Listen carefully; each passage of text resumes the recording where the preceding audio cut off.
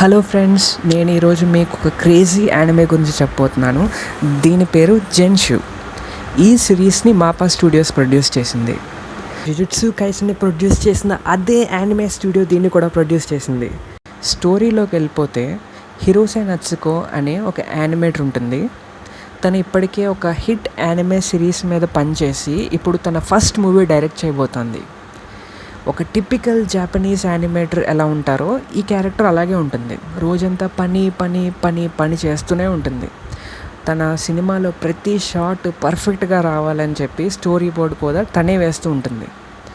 అయితే తన కోసం తన అసిస్టెంట్ ఫుడ్ తీసుకొచ్చినప్పుడు ఫ్రెష్ ఫుడ్ తనతో తీసుకెళ్ళిపోయి బై మిస్టేక్ ఎక్స్పైర్ అయిపోయిన ఫుడ్ అక్కడ పెట్టేస్తుంది. ఆ ఫుడ్ తినడం వల్ల తిను చనిపోతుంది.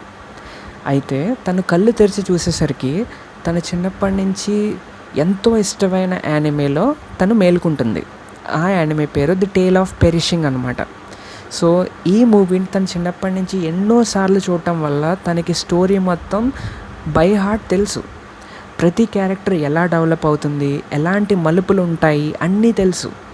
ఇంకో క్రేజీ విషయం ఏంటంటే అక్కడ మేలుకున్న తర్వాత తనకు ఒక పవర్ వస్తుంది.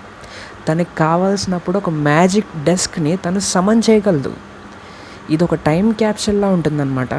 సో ఆ డెస్క్ మీద కూర్చుని తను ఏ బొమ్మ గీసినా కూడా కొన్ని నిమిషాల పాటు అది నిజంగా బయటకు వచ్చేస్తుంది. సో ఆ బొమ్మతో తను మాన్స్టర్స్తో ఫైట్ చేస్తుంది. అయితే ఈ యానిమే మూవీలో ఒక హీరో టీం ఉంటుందన్నమాట. సో తిను ఆ టీంతో జాయిన్ అయ్యి వాళ్ళ ప్రపంచాన్ని మాన్స్టర్స్ నుంచి కాపాడుతూ ఉంటుంది. ఇది ఆ యానిమే మూవీ యొక్క బేసిక్ ప్లాట్. ఇప్పటిదాకా మొత్తం 5 ఎపిసోడ్స్ వచ్చాయి. మొదటి 4 ఎపిసోడ్స్ చాలా ప్రెడిక్టబుల్గా ఉన్నాయి.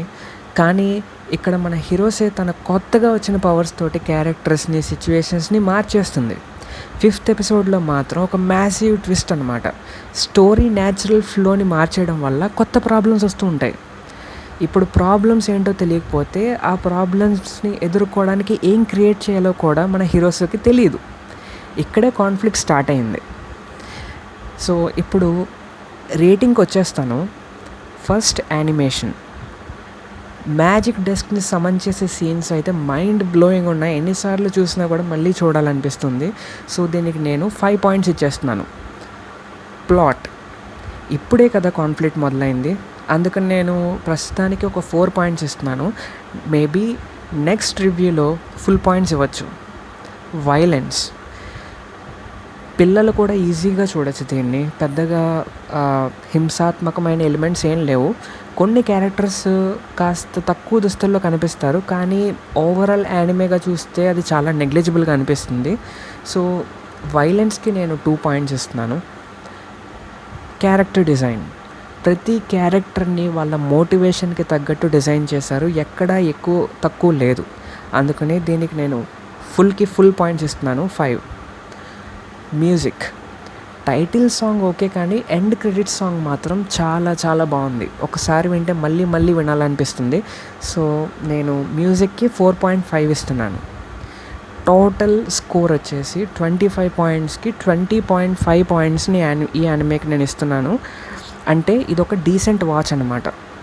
మీరు ఒకవేళ ఈ యానిమే చూడకపోతే వెంటనే వెళ్ళి ఈ యానిమే చూసేయండి. ఇది అమెజాన్ ప్రైమ్ వీడియోలో, క్రంచీ రోల్లో అవైలబుల్గా ఉంది. ఒకవేళ మీకు ఈ రివ్యూ నచ్చినట్లయితే లైక్ చేయండి, కామెంట్ చేయండి. ఇంకొక మంచి యానిమే రివ్యూతో త్వరలో కలుద్దాం. Bye bye.